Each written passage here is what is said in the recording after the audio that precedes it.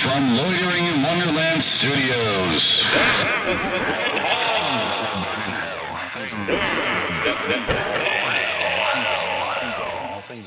With Phoenix West. All right. We gold. What am I doing? Space movies, right? Hello, citizens. Welcome to Things That Will Burn Hell. I'm Phoenix West.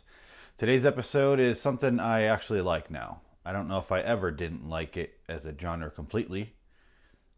I don't know why I wrote this section. Here we go. Things That Will Burn Hell, number 65. Space movies. Space. Oh, the excitement. On the bright side, there's no Paris Hilton in outer space. Would you rather find out you are Hitler's grandson or watch another movie set in the very boring vacuum of space? To me, the answer is obvious. All these movies are the same. 90% involve super intelligent aliens that infect and use a human body as a host to perform their random killings. Like ocean movies, there are only a few ways to die if you're an actor in a space movie. 1. Get shot by your own men because you're now an alien. Number 2. Hit your head on the over-accessorized walls. Number 3. Oxygen hose detaches and you drift into space while your head slowly explodes. Number 4. Alien eats your face. Half of all space movies contain the face-hugger alien. Apparently the human face is good eating. Killed in a random explosion meant to kill the attacking aliens. Seems to me it would be a good idea not to set off random explosions when you're adrift in space. Maybe because if you tear even a pin-sized hole in the wall, everyone dies. Then during all these movies you get the asshole in the audience that says, "There's no sound in space." No shit. We all learned that in middle school science class. However, a movie with no sound from the explosions outside the ship or talking when they're fixing the ship would be soul-crushingly boring. Here's the list of space movies, some good and most bad. The Alien Quadrilogy can also be ingested as a sleeping pill. These movies will work twice as fast also. That is the only way you can describe these movies and use the word fast. Well, that and how do you waste $120 million fast? Answer, make another Alien sequel. Event Horizon, part horror, part sci-fi, all shit. Mission to Mars, made during the great Mars film invasion of the late 90s. They could have saved money and made Mission to Maryland.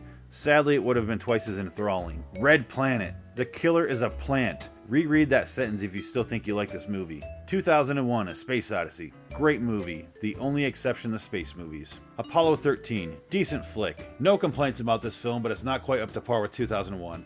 Kind of obvious what will happen, but all movies based on actual events are like that unless it's a movie directed by Oliver Stone. Plus, Kevin Bacon managed to not flash his bacon in this film, that's always good. Ghost of Mars. In my top 5 least favorite movies of all time. I would rather be in the incredibly awkward situation of accidentally making a suicide joke to someone who just finished cleaning up their husband's brain matter off the wall than have to suffer through this movie again.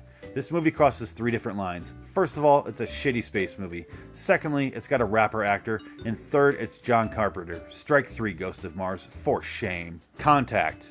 Premise. Jodie Foster almost goes to space, almost meets aliens, almost earns the money she made for this movie, and almost makes an entertaining movie. This movie's like sex without the orgasm. Only the sex is lousy. This movie almost seems interesting, but then nothing happens. Literally, she sat in a room and nothing happened. That was the best plot they could come up with. Then they throw Matthew McConaughey in as the comic relief and coke dealer for the film's crew. That man does more drugs than the entire NFL combined. Star Wars! Attacking this series is like going into a Catholic church and pissing in the holy water, meaning both are fun to do any day of the week and might get you crucified. I don't hate the series, but it's the very definition of overrated. I can't handle an entire movie about pod racing passed off as an installment of an epic saga. Everyone knows Die Hard is a true epic trilogy. John McClane could beat the shit out of Han Solo any day of the week, even space weeks, regardless of how long they are on every planet. Star Trek. It's safer to attack Star Trek than Star Wars because Star Trek fans are pushovers. If you want to see a decent Star Trek movie, then skip all the original cast and go for the next generation crew. At least this crew didn't make a movie about saving whales in San Francisco. Fuck the whales, Spock. Go save planets and fuck aliens. Space Cowboys. As much as I love Clint Eastwood, this is grumpy old men in space. Without the dick jokes. Apollo 13 meets a Viagra commercial. Armageddon. Half space movie and half Earth movie. The scenes in space are quite exciting to watch. This movie really opened my eyes to space drilling. I might change my mind on this whole writing thing and switch careers. And I thank Michael Bay every day for this cinematic treasure. The only time you should see this view is when you're about to destroy the Earth. So yeah, that was space movies. Obviously, some of those on there I do enjoy a lot. 2001, Apollo 13, Star Trek movies. That was a joke. I like the original cast movies. I was completely kidding about that. Star Wars, though, I said I didn't like at the time. It has taken me a long time to appreciate Star Wars movies. I still will not get over the prequels. And there's been this resurgence lately, people saying prequels weren't that bad, people are just really overjudging them. And I'm like, no, they're pretty fucking terrible all around. And however, Phantom Menace is not the worst of the trilogies. It's not the worst Star Wars movie. That would be Episode 2, Attack of the Clones, where two actors are talking about being in love in sand, and they seem completely disinterested in each other.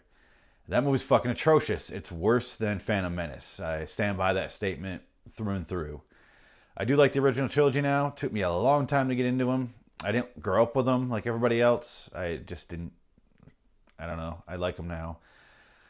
Since then, a lot of good space movies come out. One of my favorite movies, Moon, came out. I mean, that was like a decade ago. It was after I wrote this chapter, so, can't fault me on time. That's how that shit works. That's why we're doing an update here with the video show. And then, Gravity's pretty good. It's not nothing amazing as far as story goes, but visually it was breathtaking. I remember the theater, it ended and nobody spoke. And we all just sat there and we're like, the fuck did we just watch? It was so like, visually it was an amazing movie. Really stupid storyline that didn't make any sense and didn't need to be in there. I don't know why they had to add stuff like that. Sandra Bullock's character in there. I don't know why they had to do that stuff. But anyway, there's a lot of good space movies. There's interesting ones out there. There's Dark City is one I always bring up.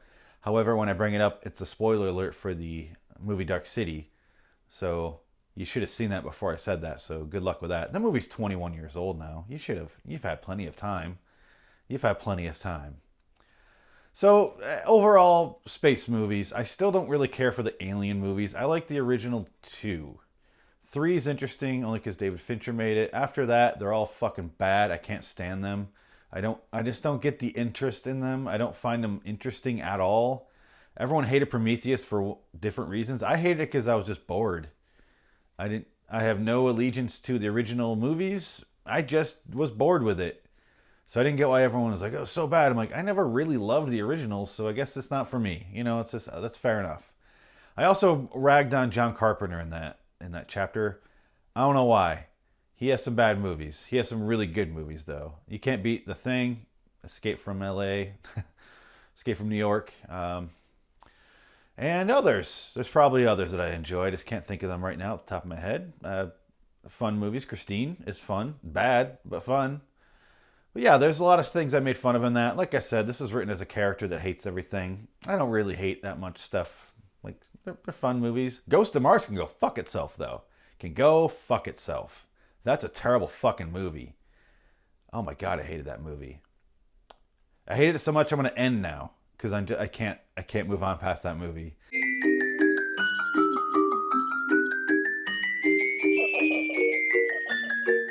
Go to liwstudios.com. Check out the shows, check out the podcast, the videos, everything like that. loiteringinwonderland@gmail.com. loiteringinwonderland at hotmail.edu.sms. What am I doing? youtube.com/loiteringinwonderland. Patreon.com/loiteringinwonderland studios. Those are my plugs. I do them 1,000 times a week. I really should have them memorized by now. I do them on every single podcast without any problem. I don't know what's wrong with me right now. I haven't shot one of these things that will burn hell videos in a few weeks, so I have them stockpiled, believe it or not. That's why my weight is just whoop, whoop. Yep. Life happens. Anyway, until next time, and in the meantime, I'm Phoenix West. I don't know why I'm standing like this, but I'll see your asses in hell, which is in outer space, where a facehugger alien gets a hold of you and just rapes your fucking mouth and puts eggs in your stomach and things burst out and it's spooky. And then it goes on for another 40 years because they won't let that series die. Just let it die. Let it be 2.5 good movies and let it fucking die. Ridley Scott, let it fucking die. And when it does die, it'll be in hell.